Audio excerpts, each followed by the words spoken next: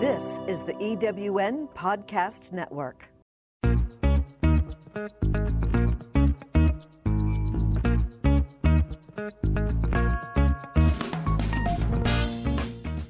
Welcome to Late Boomers, our podcast guide to creating your third act with style, power, and impact. Hi, I'm Kathy Worthington. And I'm Mary Elkins. Join us as we bring you conversations with successful entrepreneurs, entertainers, and people with vision who are making a difference in the world. Everyone has a story, and we'll take you along for the ride on each interview, recounting the journey our guests have taken to get where they are, inspiring you to create your own path to success. Let's get started. Hello, I'm Kathy Worthington. Welcome to Late Boomers. Today we have as our guest Carina Gardner, author of the book Design, Profit and Prosper, and founder and CEO of Design Suite, a surface pattern and crafting design program that teaches designers how to make money as they learn to design. Her popular podcast, Make and Design with Carina Gardner, teaches aspiring designers how to make the transition from crafter and hobbyist to profitable designer. And I'm Mary Elkins. Carina is also a well-known fabric designer and a die-cut designer. The Carina Gardner brand has been on sewing patterns, jewelry, prints, clocks, and holiday products. Her kids' brand, Minnie Lou, has sold products for Nordstrom, Peak Clothing, and numerous independent retailers and museums throughout the U.S. Welcome, Carina. Oh my gosh, thank you for having me. Great to have you. It's a pleasure. Would you tell us, please, first about your background and how it led you to the career path you're on today? Who and what were your biggest influences? Well, okay, so it's kind of, I think it's everybody's, but it's like the meandering road. So I was this young college student. I'd gotten married. I started a master's degree in design. My undergrad degree is in marketing. And I started in design because I wanted to be in advertising and found that I didn't really care for advertising, but I really, really liked design. Like design was fun. I was making stuff and I wasn't sure if I was someone who could do it because I never associated myself as an artist. I never felt like I was a fantastic drawer, but I was really good at coming up with solutions for things. And when I was introduced into design, they were like, it's visual solution making. That's what you're trying to do. You're trying to convey a message. And I was like, okay, ding, I can do that. I can do that. And so I finished my master's degree and thought maybe I would teach. I didn't really realize, the path I was going to be on. Every time I finished a degree, I kind of have a baby, like 10 days later kind of thing. It was a little bit crazy. And so I had my first child after my master's degree 2 weeks later.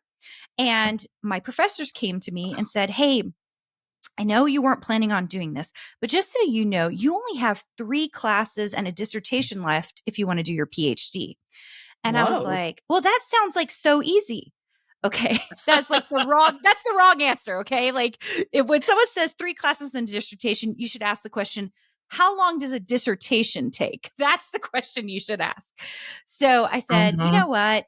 I've got one baby. I'm actually a little bit bored because I'm used to be going.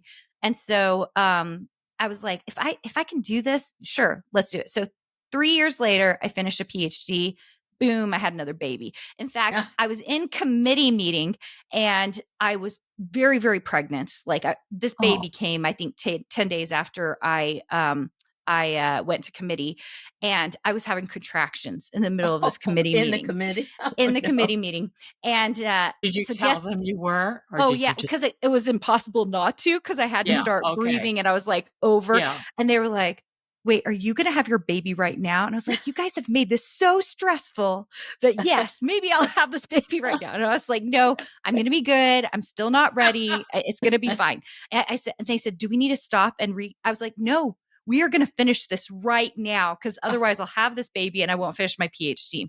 So guess what? if you are pregnant and having contractions, they pass you. That's what happens in committee. They pass you.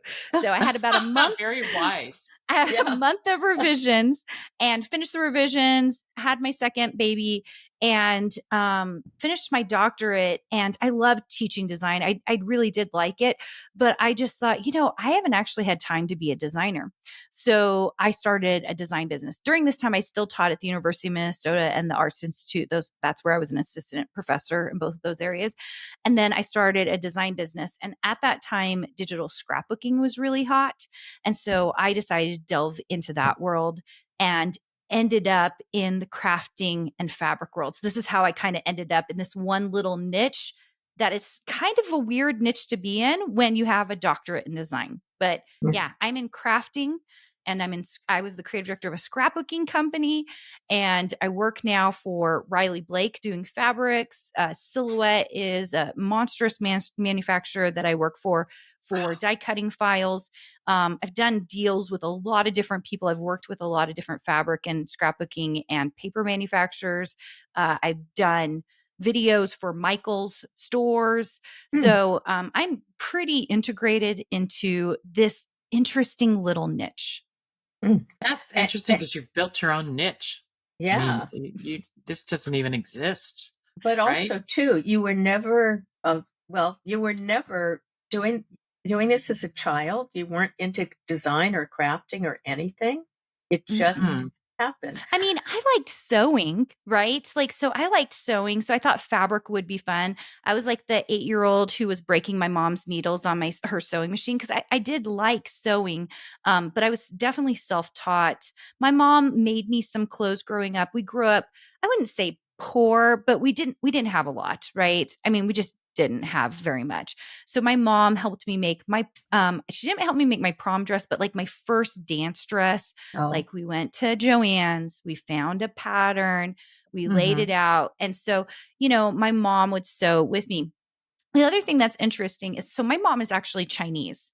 My dad is white and American, but my mom's Chinese.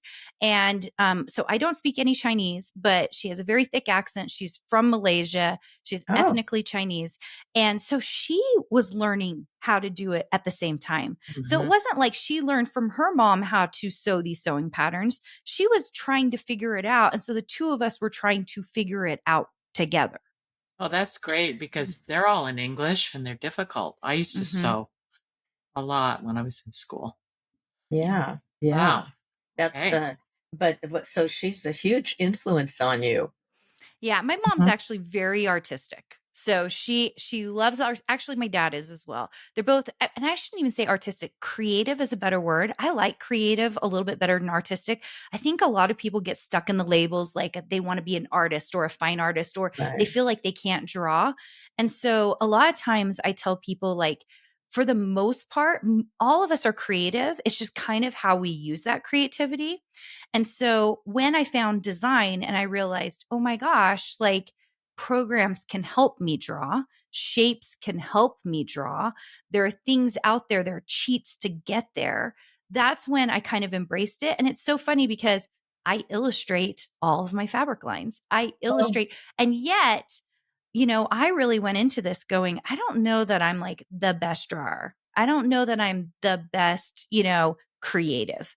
And so I always tell people, especially if you're looking for, I know this podcast, particularly, you guys talk about late careers, late things that you're working on.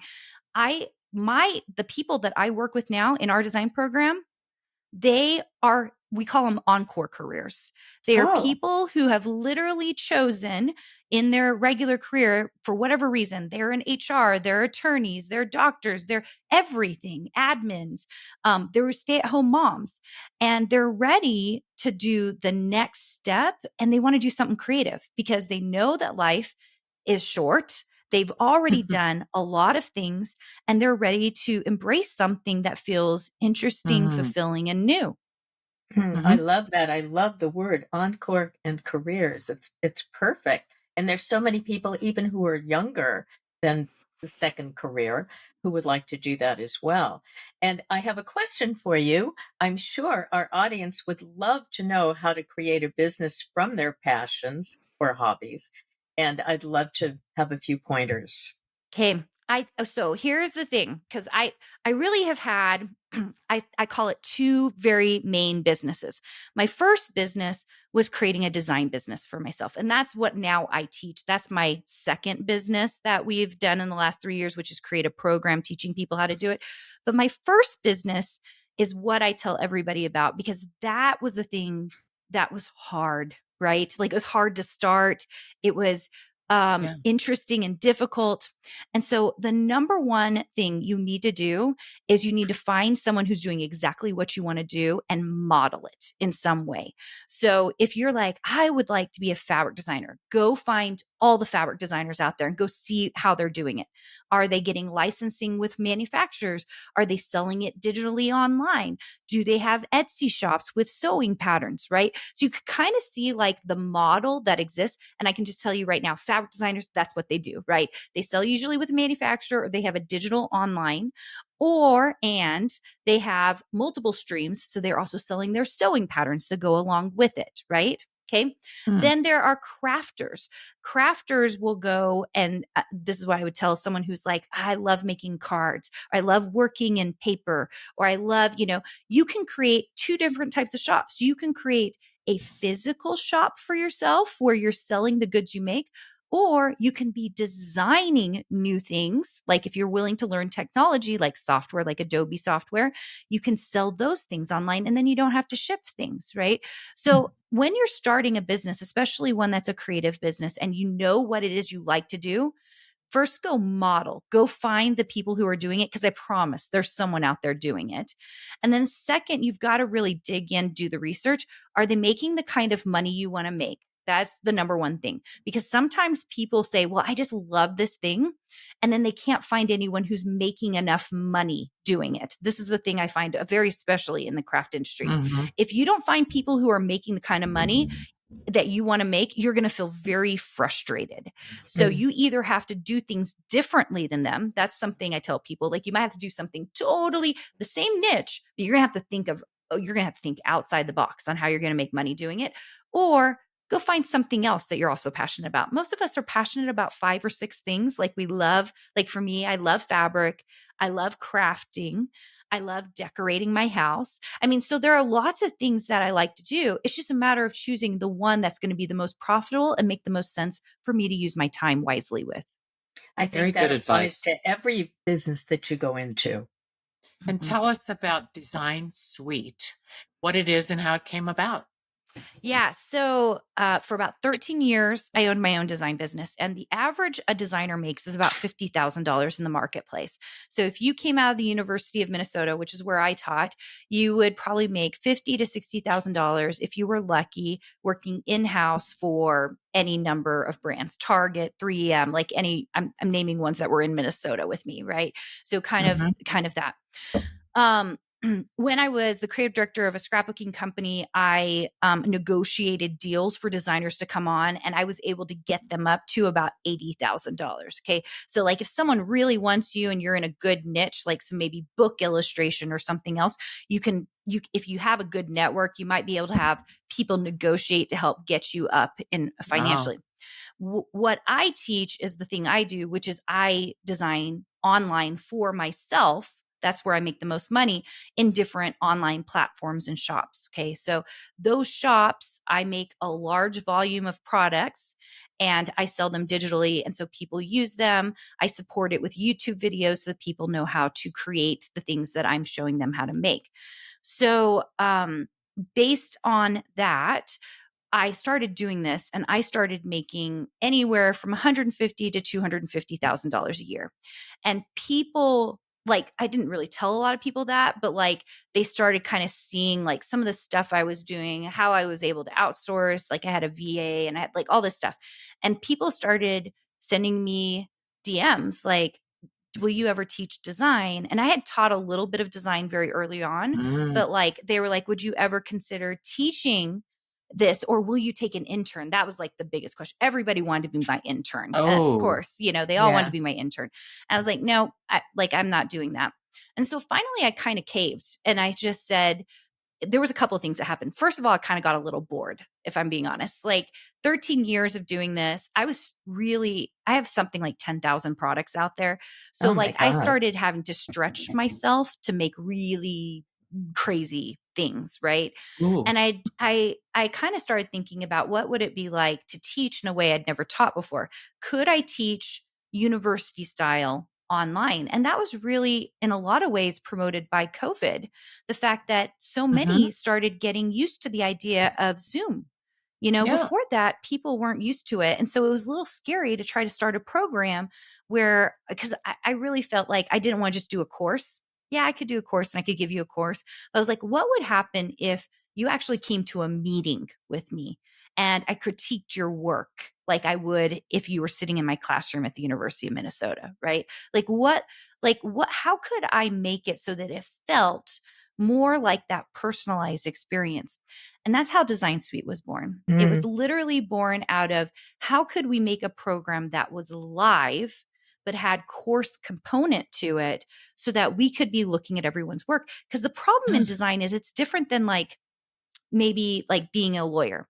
Like so my husband's an attorney. So like my husband, like if he's doing a certain number of things, like you can learn the correct documentation to do X, Y, and Z, right? Well, in design, everybody has a different design style. So you almost really have to have like a mentor or a professor looking at your work to critique it, to be like, hey, I think you need to change that color. We need to move this in here. I think you need to do all caps here. Why don't we try Bembo as your typography? Because I think that will give it that Italian vibe we're looking for. Like you almost need mentorship to get your design work where it needs to go.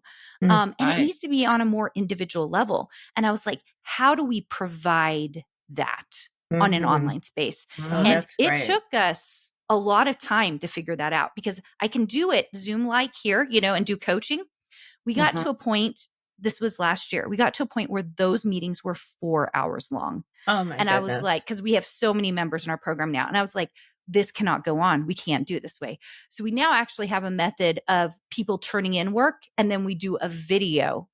And it can be anywhere from 5 minutes to 20 minutes long. You're getting like personalized help and you can turn in as much as you want in our Oh, program. Like you can that's turn in every 3 days, every week, once a month, how often you want.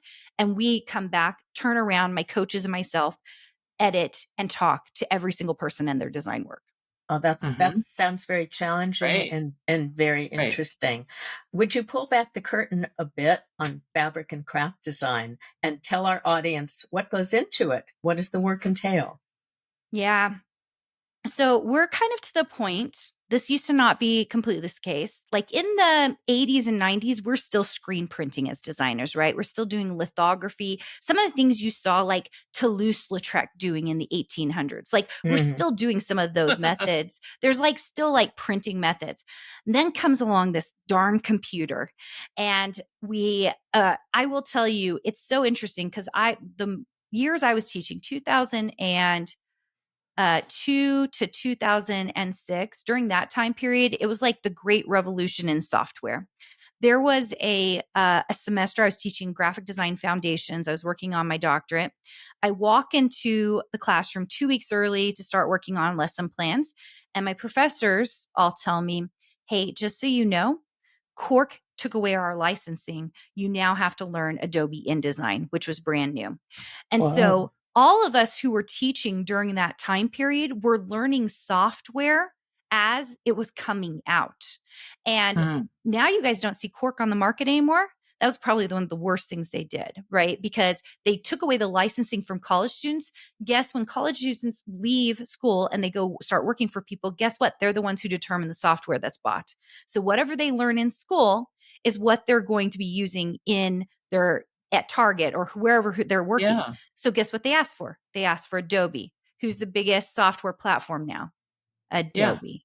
Yeah. So the industry standard at this point is Adobe Illustrator and Photoshop. So that's what we teach. We teach InDesign as well, but mostly Illustrator because we find that most people, if we can just teach them Illustrator, they are pretty good throughout.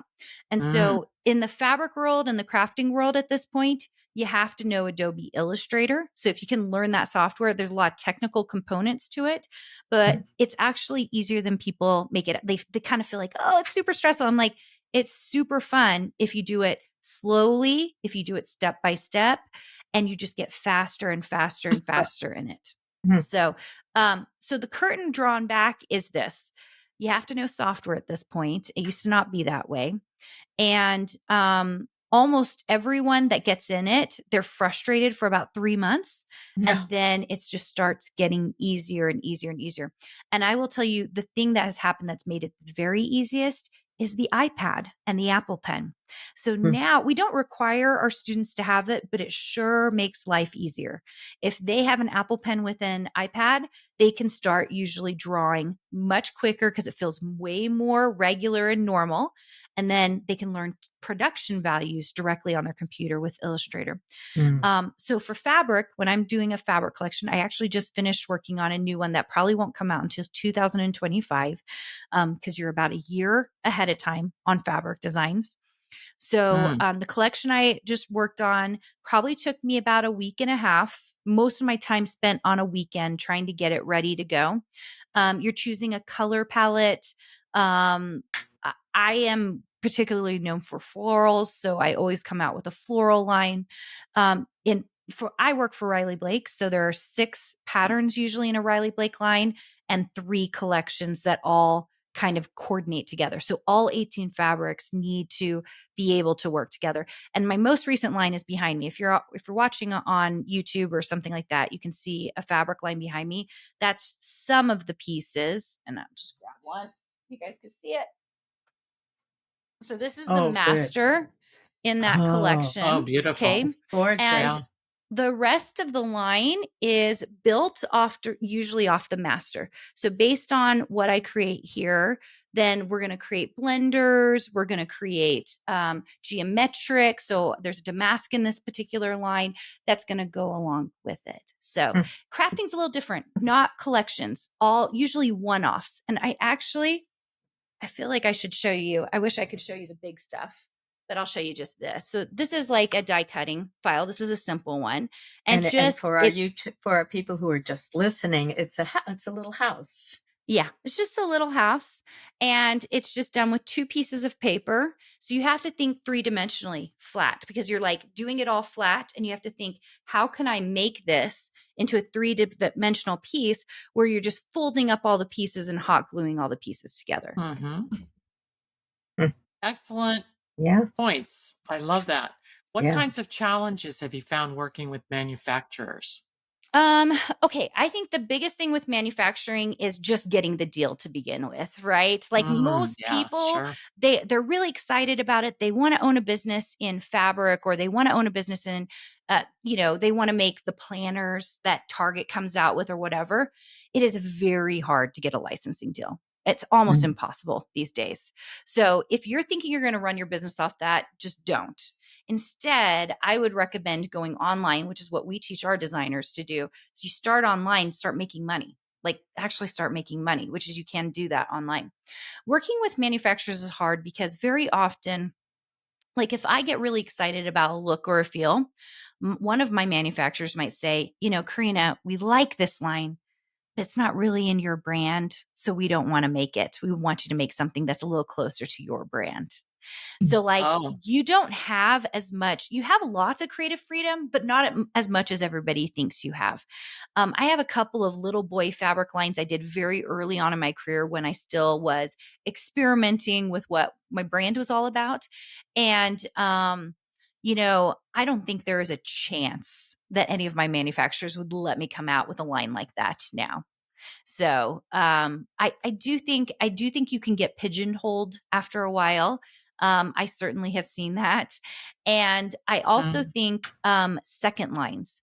So especially for fabric manufacturers, I see this a lot. Your first line that you send in, you've worked on for a year to make perfect, to make beautiful. You send it in, they accept you, you get it in, and then you never come out with a second line. And the reason you don't come out with a second line is because you put something together. You're like, I'm in, so I should be good, right? But the second line isn't as strong as the first line, so the manufacturer doesn't take it. And so then I see like it's like a mindset thing at that point with designers where they're just like, Mhm. well, I wasn't good enough and I can't make Oh, it. And yeah. it's Yeah. crappy. I don't like it. So a lot of times when we teach in our program, we're trying to teach baseline design principles because the problem is getting a one-hit wonder is not where any of us want to be, right? No. So No. Right. the second Yeah. line has to feel as strong. You have to be as good of a designer as you were with the first line. That's Mm. great advice for everybody. Yeah. Thanks. Absolutely. Absolutely. What did it take for you to build a multi-million-dollar business in 3 years? Just 3 years. And It yeah. Yeah. It's been crazy. I'm going to tell you this. I was thinking about this today. Because my team is quite not large, but it's large for what we do, right? I just don't know very many teams who in the design business in particular that have a team that's like mine. We're in the middle of hiring for 3 more positions. Like to grow this fast means that you have to be the most adaptable CEO in the world. Like to really know and pivot when you see something is not working. And I will say, even now, like the last 8 or 9 weeks, we've been moving into a brand new software. And this software is kicking our butts. It Oh. just is. It is. It's great software, but it's a transition from 5 other softwares into a single software. And so Oh. the entire team, it has affected everybody's jobs.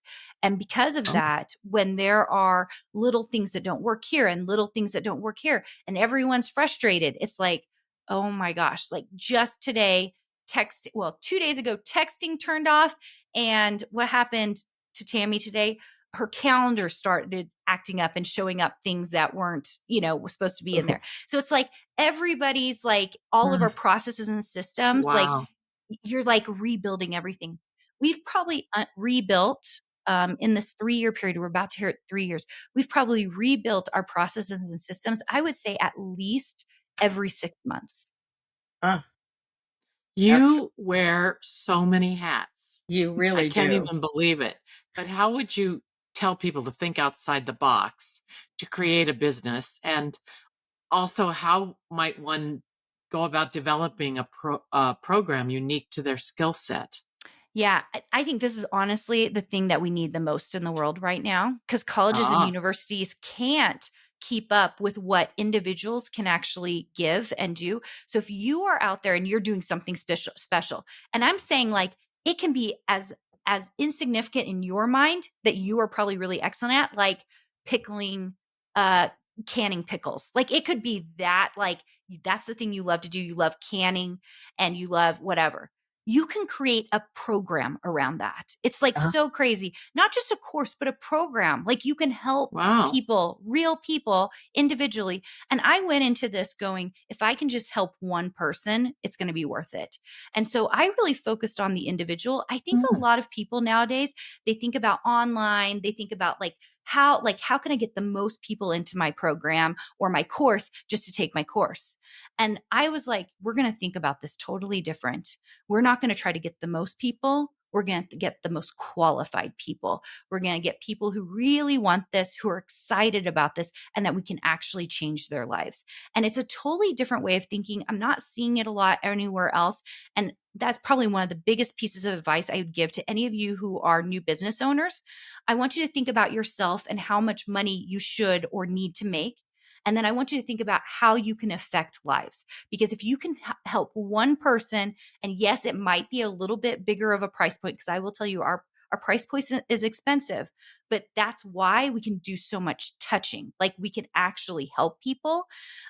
So whatever it is, the passion, the thing that you're excellent at, if you can turn that into a course that maybe has a component where you actually help people and you meet with them online or you meet with them in person once a year or whatever it is, that's the component. You guys, everybody's talking about AI right now. That's the component AI can't do. It right. really is. Right. It sounds like Mm-hmm. you're building a strong community from all of your programs. Is that the case? That is that is the thing to come out of this that I had no idea was going to happen.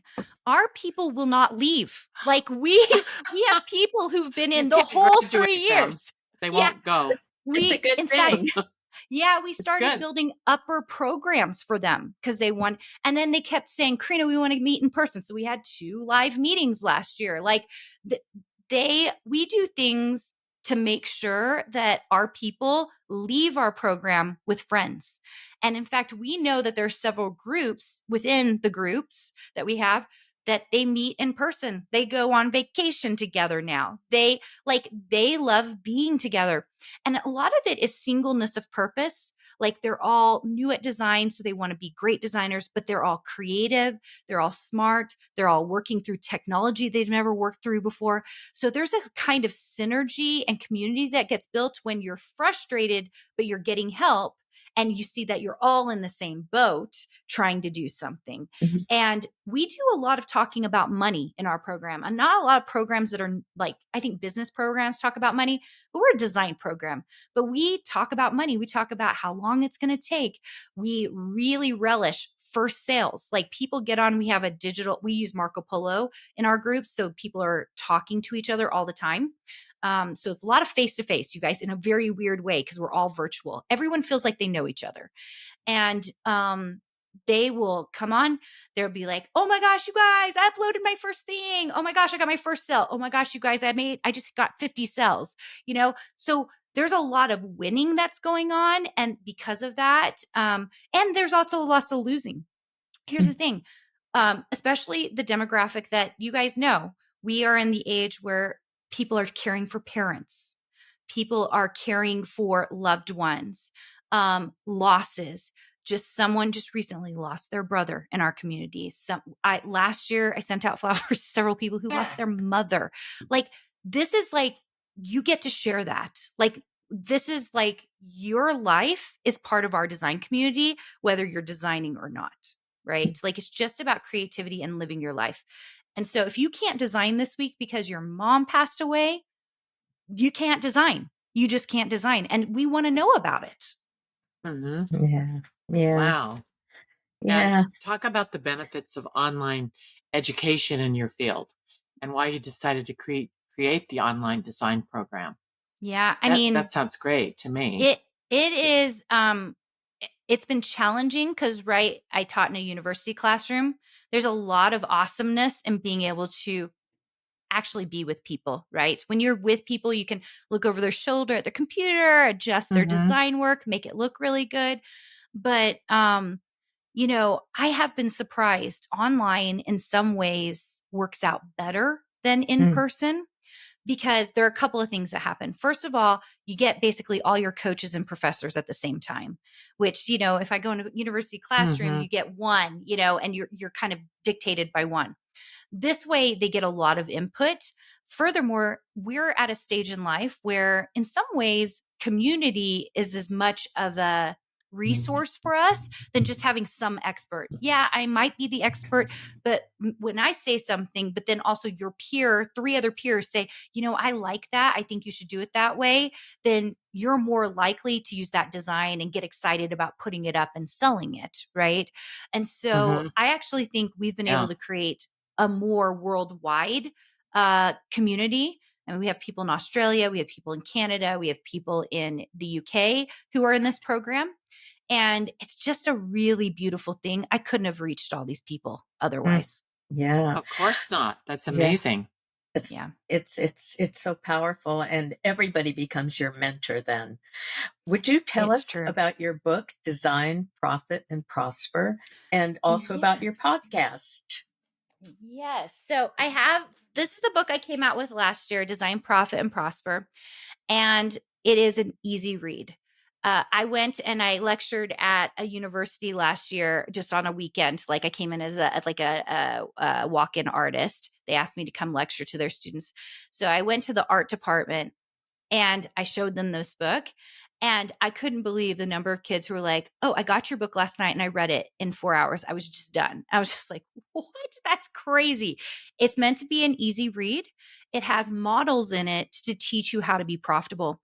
And they're simpler than most people think. They're meant to really help you move the needle in your business. So if you're looking to be a designer, this really helps. If you're a creative of any time, like a musician, an author, the principles still apply. So you just have to kind of like warp it a little bit. my oldest daughter is autistic. She's in animation.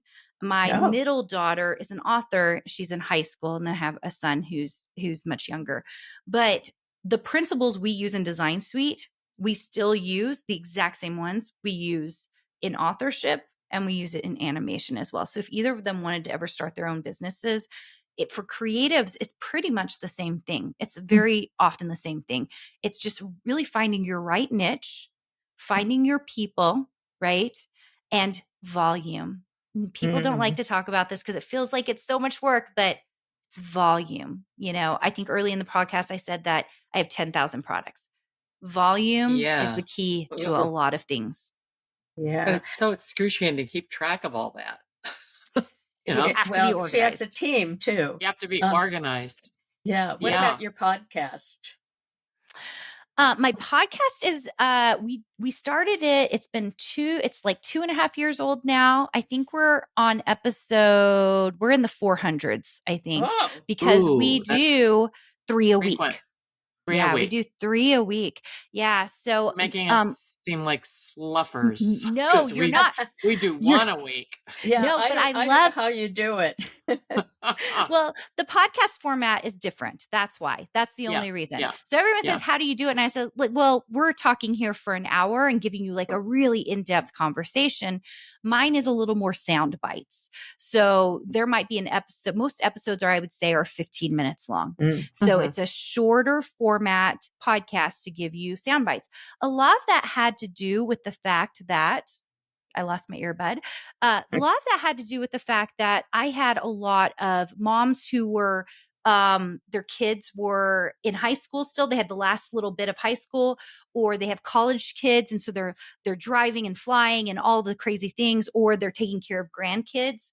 And so what we found was if we could give them 15 minutes of good design knowledge very quickly, that it was a drive. It was like they're going to go to carpool, or they were going to go whatever. So they felt like they were accomplishing things by quickly finishing an episode that was on one specific topic.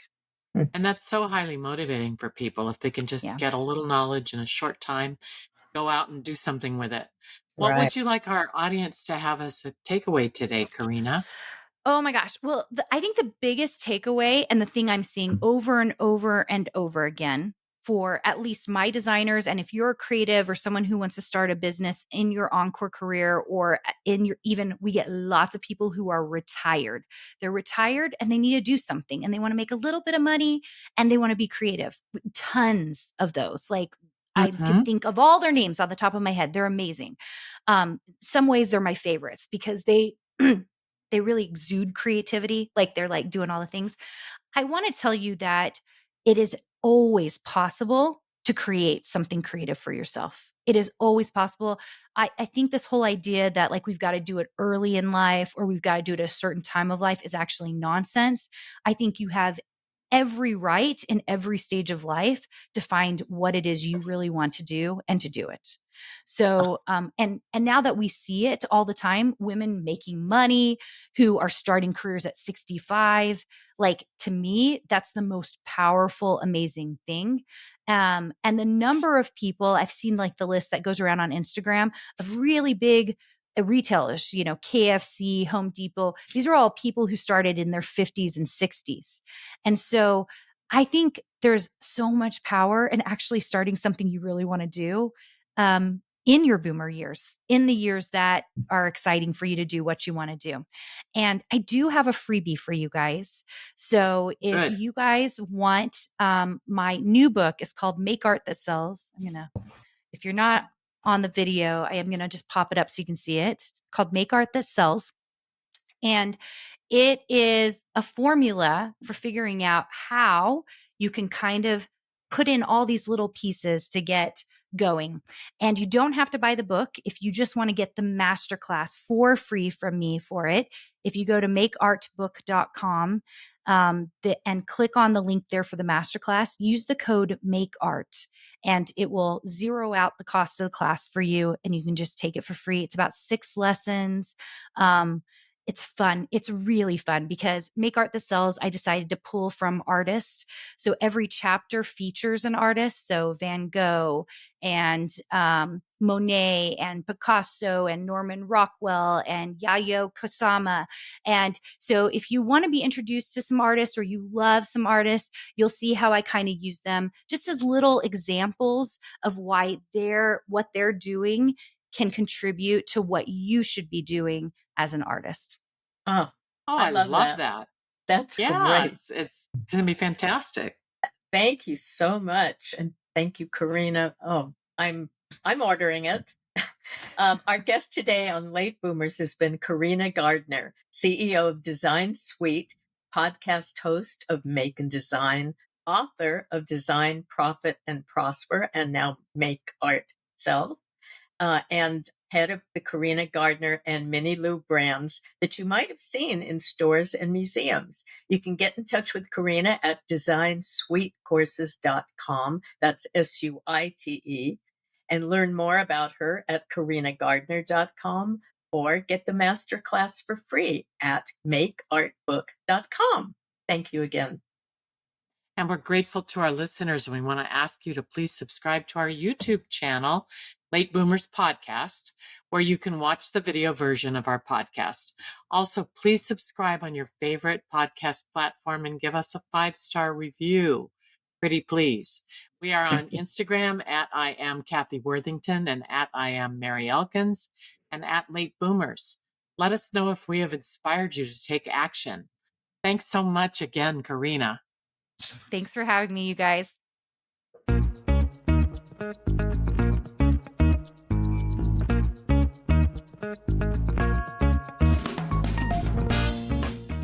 Thank you for joining us on Late Boomers, the podcast that is your guide to creating a third act with style, power, and impact. Please visit our website and get in touch with us at lateboomer.biz. If you would like to listen to or download other episodes of Late Boomers, go to ewnpodcastnetwork.com. This podcast is also available on Spotify, Apple Podcast, and most other major podcast sites. We hope you make use of the wisdom you've gained here and that you enjoy a successful third act with your own style, power, and impact.